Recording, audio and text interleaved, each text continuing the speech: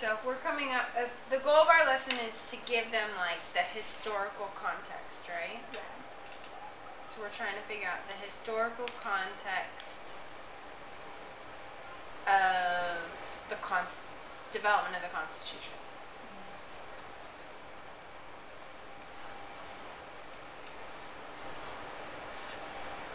What do we need to do to set the stage?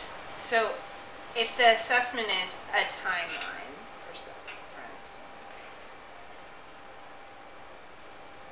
what would we need to do to figure out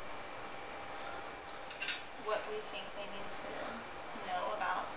Yeah, because otherwise, like, I'm reading these essays from some of my students at the college, and they're not really giving a context. They're just like giving identifiers. This happened, this happened, this happened, this happened, and they're not like connecting it to a broader context. So what you're saying is it's not good enough to say, okay, this was the Continental Congress and this is what happened. That's enough. You're saying like you need to look at it in a historical way. So like, what's our thesis?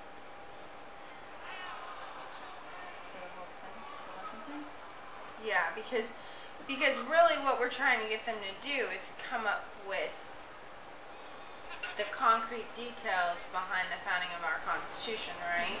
So maybe before they do the actual timeline, we want them to brainstorm the causes of maybe even the revolution.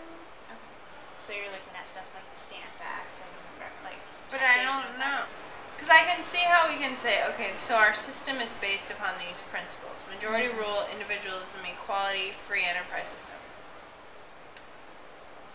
I could even say, look for examples of these in the Constitution, but I'm not sure that it gets us to this. And I'm not actually sure that we want to do this in this lesson. Maybe we want to make this part of this lesson and connect it to what's in Federalist 51. I don't know. So then if we were to omit this and move it to another lesson, then would we just start with the brainstorm when we go into the timeline of events and then lead that into the discussion of the disagreements over the Constitution and then answer those with the next lesson? Well, I guess there's two possible questions. So there's a question of, are we looking at causes of the revolution, or are we looking at things that led to the establishment of our Constitution? And we want to connect it to what we did today. This is why we have the government as it's structured today. So what you want them to get is that there were a lot of different interests, and that's why we had a lot of debate going on, and that's why we have the Constitution as it was created, because we wanted checks and balances and all of that. Okay, what about doing something about... Okay, so we've got this timeline. What about starting with the timeline? And we can just say, identify at least 10 events or something like that.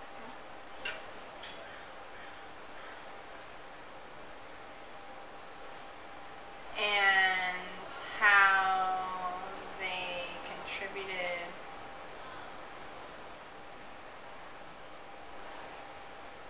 to the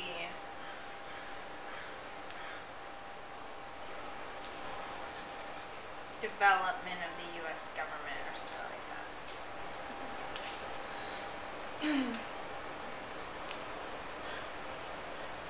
Because they'll still have the stuff about the American Revolution, but they won't have causes of the American Revolution, because we don't really want to teach that. Right. And then we can have them take those events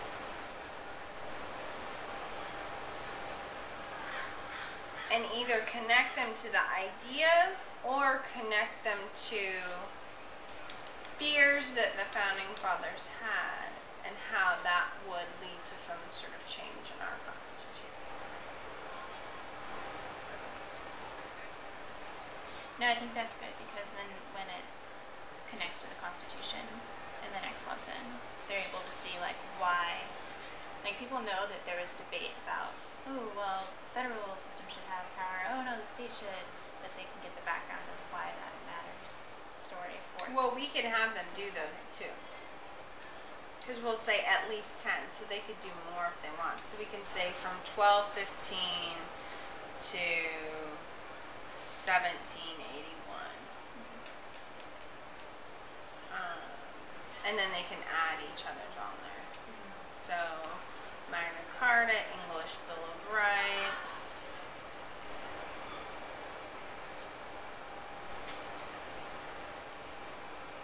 colonial assemblies. So then what they could do is they could say revolution, fear of a monarch. Okay, so we could say identify at least 10 events, and rather than how it contributed to the development of the government,